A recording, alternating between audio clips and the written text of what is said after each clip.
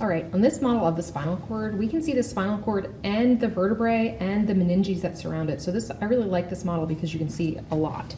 So let's get our bearings. So this is going to be the vertebral body. This here is the vertebral arch. And so this is going to be like the vertebral foramen in here.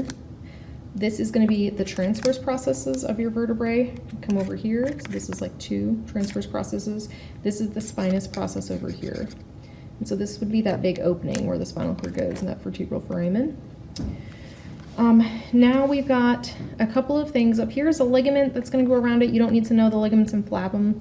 You kind of have to poke through that if you're going to do a lumbar puncture.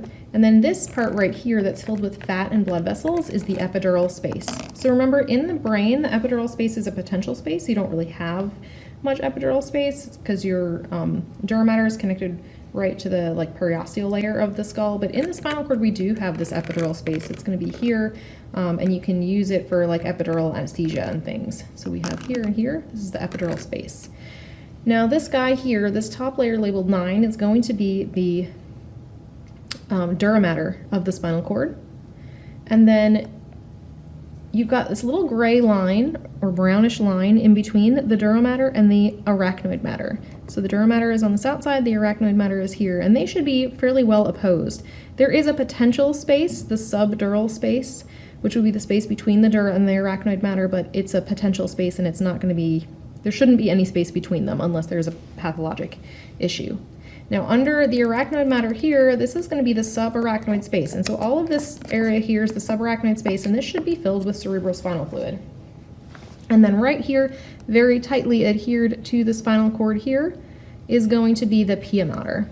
And then we can see over here, here and here, this is labeled 15. These are the dentigulate ligaments, which are going to be sort of extensions of the pia that come through and kind of hold the spinal cord steady within that the spinal canal. Now, other things we can see, we have the interior gray matter, right? And so once again, we have the gray commissure in the middle. We've got the posterior horn, the lateral horn, and the anterior horns of the gray matter. This little tiny hole in the middle is also filled with cerebral spinal fluid, and that's the central canal. Now for white matter, we have on the outside, so we have, this is the posterior funiculus, the lateral funiculus, and the anterior funiculus. This here, this big area up here, this is the anterior median fissure, 25.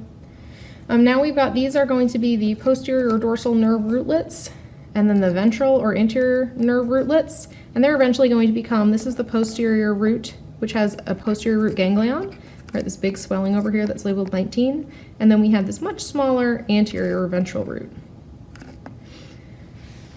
Now we can also see on this side that when they come together, we call it the spinal nerve. And then we have, this is the posterior ramus going to the muscles of the back.